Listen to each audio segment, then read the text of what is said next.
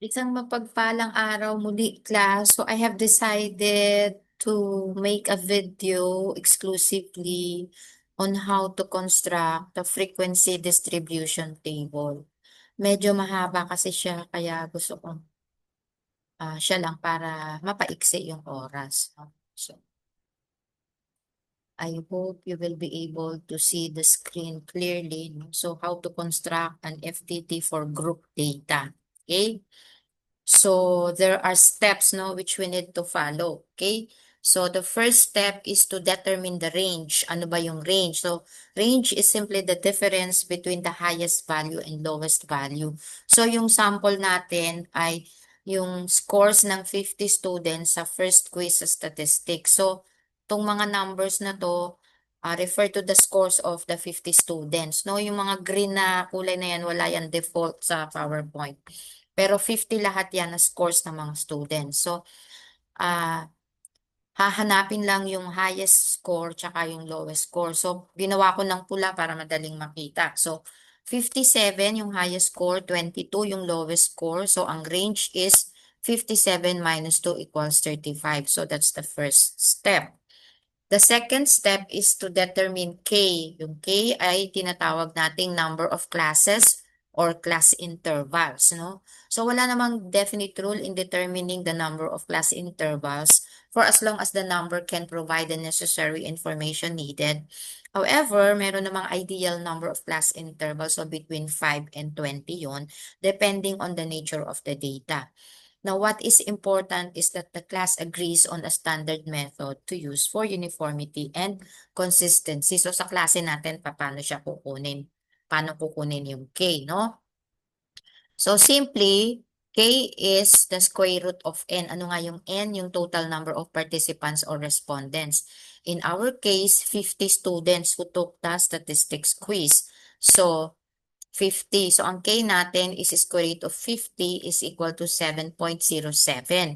So, ira-round up natin yon. So, magiging 8. So, ang value ng K natin ngayon ay 8. Again, K is rounded up.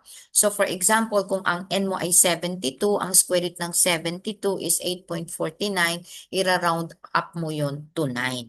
Ito naman, kung ang N mo ay 100, perfect naman yung square root ng 100 ay 10. So, hindi mo na kailangang mag-round up. The third step is to determine the class size, which will be denoted by C prime. So, ano yung first step? Determine the range.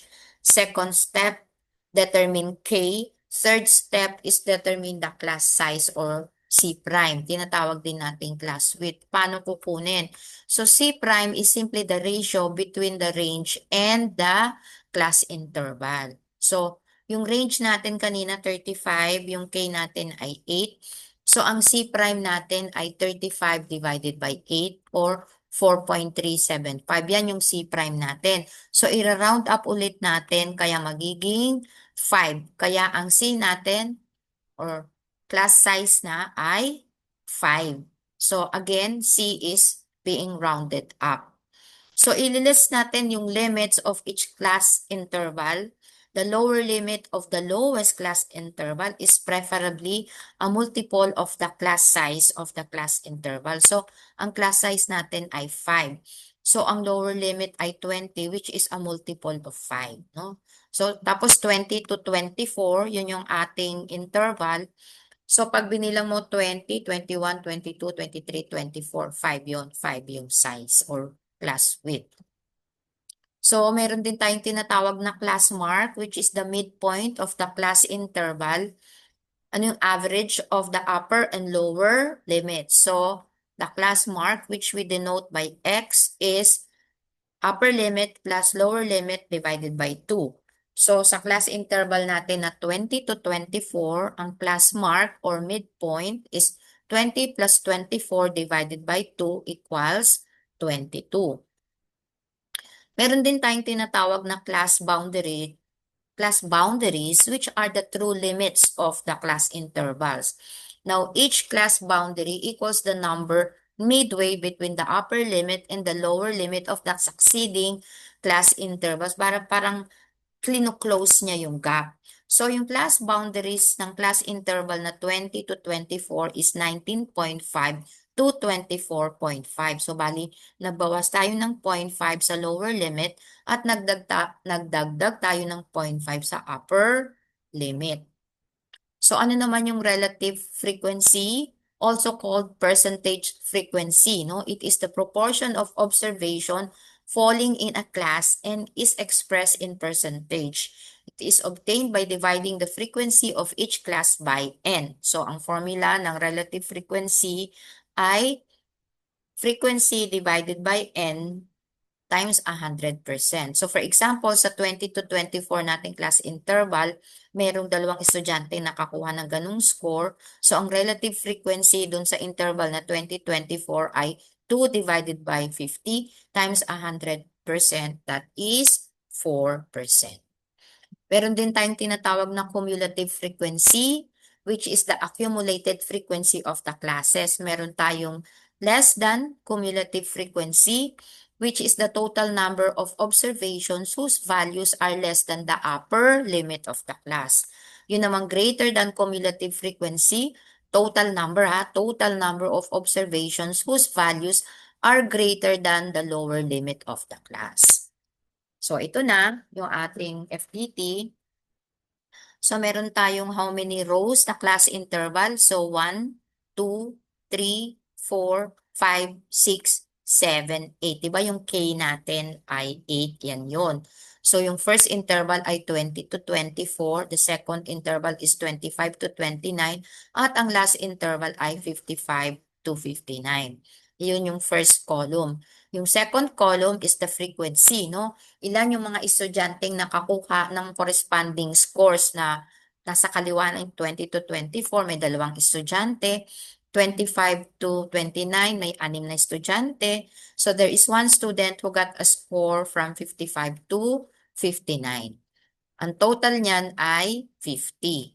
Tapos yung third column is the class mark or the midpoint. So paano yun kinukuha? Yung lower limit plus upper limit divided by 2. So 20 plus 24, that's divided by 2, that's 22. 25 plus 29 divided by 2, that's 27. So yung susunod, 30 plus 34 divided by 2. So ang kasunod nito ay 32. Kung mapapansin nyo, plus 5 na lang ng plus 5 kasi yun din naman yung class size, no? Ito namang class boundary, which is the fourth column. So, yung lower limit minus 0.5, upper limit plus 0.5. So, dito sa fourth column, ang lower limit natin ay 29.5. Tapos, ang upper limit natin ay 34.5. No? So, naku-close yung gap, no? Yung upper limit sa first row, yun yung lower limit sa second row. So, yung 29.5 na upper limit sa second row will be the lower limit sa third row and so on. Tapos yung relative frequency, yung frequency divided by 50. So 2 divided by 50, 4%. 6 divided by 50, that's 12%. So susunod ay 8 divided by 50, that's 16%. Okay? Yun namang sixth column, less than cumulative frequencies, yung total observations whose values are less than the upper limit, no? Ang upper limit natin ay 24. So, ilan ang scores na less than 24, di ba? 2, kaya 2. Dito naman sa second row, ilan yung observation na less than the upper limit, which is 29. So, 2 plus 6, kaya 8. No? Sa third row, ilan yung observation na less than the upper limit, which is 34. So, ano yun? 2 plus 6 plus 8, 16. Kaya dito, 16 yung magiging sagot natin. Yung susunod na column greater than cumulative frequency ay yung observations naman greater than the lower limit. Ang lower limit natin ay 20. Ilan yung scores na greater than 20? Eh di ba lahat yan? So lahat ng scores greater than 20 kaya 50. Sa second row, ilan yung scores na greater than 25? So, isusubtract lang natin yung 2 na nasa taas. So, 50 minus 2 kaya 48. So yung susunod, ilan yung nakakuha ng less than, greater than rather, ilan ang nakakuha ng greater than 30. So isusubtract lang natin yung 2 tsaka 6, so 8. So 50 minus 8, kaya dito ay 42 sa third row ng 7th column. Tapos yung greater than relative cumulative frequency, ito lang, 2 divided by 50, 8 divided by 50, and so on. Ito namang greater than relative cumulative frequency, etong values na to divided by 50. So kaya 50 divided by 50 times 100%, that's 100%. So 48 divided by 50, that's 98%. And so on. So ganyan paggawa ng frequency distribution table for group data. So that ends the presentation, and I'll stop sharing now. You stay safe and you stay healthy, class, till the next video lesson. Bye for now.